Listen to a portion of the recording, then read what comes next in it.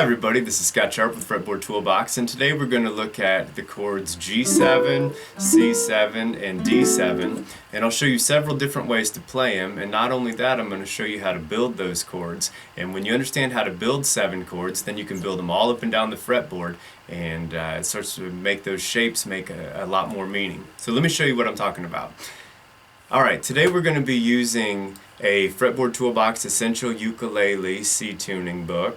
We're using the interactive version so I can get around these pages quickly.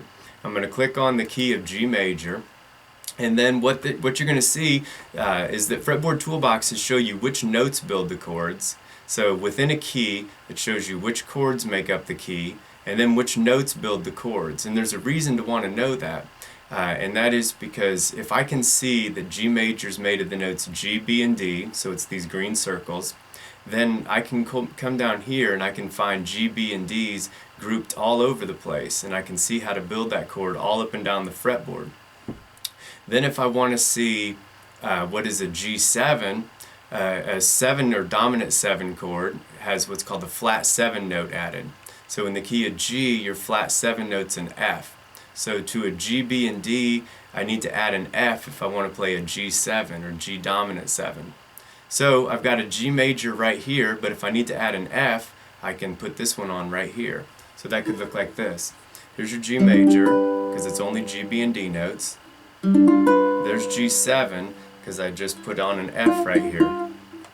G major, G7. Okay, I can do that up here too. This is another G major, because it's only G, B, and D notes. But I have an F right here, so if I add this,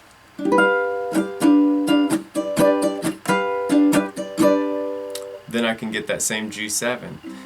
This would also be a G7. This one's harder to form here, but I'm playing a D, an F, a B, and a D. So that's another kind of form of a G7. And notice I didn't even have a G in there. So we're just looking for notes that have G, B's, and D's, and I can add the F to it. So let's look at a C major. It's going to be made of the notes C, E, G, and then if I want a C7, I'm going to add a B flat. So here's your C. So this is all my C, E, and G notes. And then to make it a C7, I need to add a B flat. So the very first C people usually teach you on a ukulele is open, open, open, and then the 3rd fret. But they usually don't tell you the reason is because you're playing C, E, and G notes, and that makes a C chord. And so if I want to make it a C7, I've got a B flat right here. C major, C7. Here's another C major, C, E, G, C. Okay, then if I need to add a B flat to it, I could get one right here. So that would look like this. This is a harder one, because I just added that B flat to a C, E, G. So I've got a C major here, and which is that same shape as the G, right?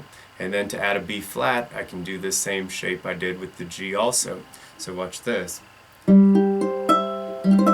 So I could skip that top string, or I can play it because it's part of the chord, it's a G. So let's skip it for now. Play these 3. C major, C7, because I added the B flat. Then if I want to play a D major or a D7, D major is D, F sharp, A, and a D7 is going to add a C note. So if I go to the D major, here's a D major right here. There's several different ways you can play it.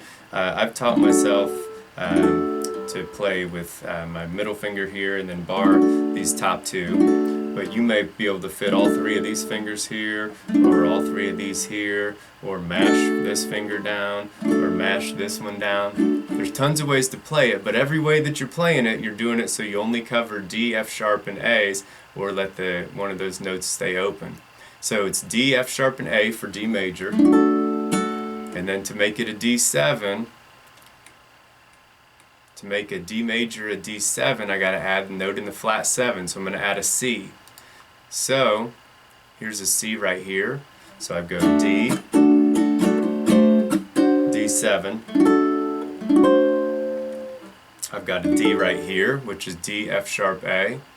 And again, I can add the C right here, like I did with the C major chord, or C7. I still need some work on that shape too. So anyways, the point is that when you can see the notes that you're trying to use to build a chord, then you can find those shapes all up and down the fretboard. And then the trick is that I'm not memorizing those notes. Like when I play this, I'm not thinking for 1 second about what notes are in that D chord or what note I'm adding to make it a D7. I've just built those shapes from practicing them a lot. And so by building those shapes, they become part of your rote muscle memory, and so you don't have to think about it. And scales are the same way. When I play these scales, I'm not thinking about the notes, but I have built those shapes that I'm using by understanding that I'm using the notes that are in the key, and I'm using certain notes to make a chord, and I'm using notes in white boxes to play a G major scale, or I'm using these underlined notes to play a G major pentatonic.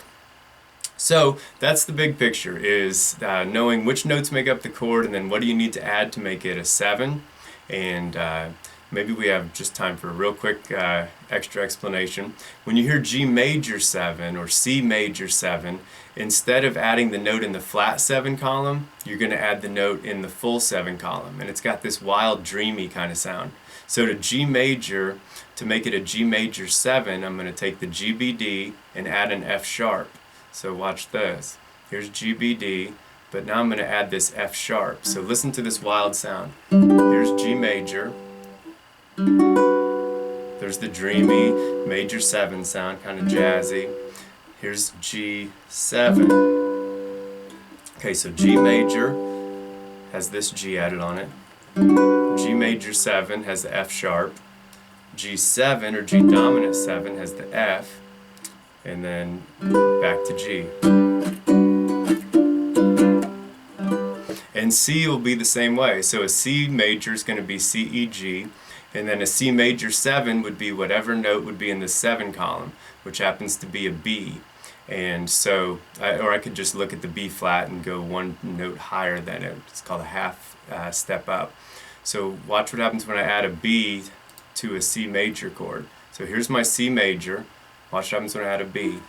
Here's C major, C major 7, super dreamy, C7, C dominant 7, C major 7,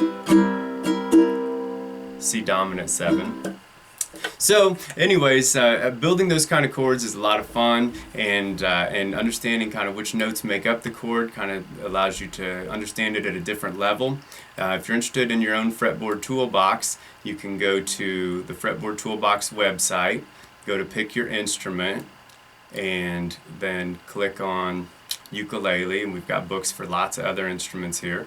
So click on the ukulele, and today we were playing the interactive ebook, which you could do a print book or the non-interactive version. Click on Look Inside on any of these books or on the complete editions if you want to download all the free instructions and the key of G major pages to see if toolboxes help you see things in a new way.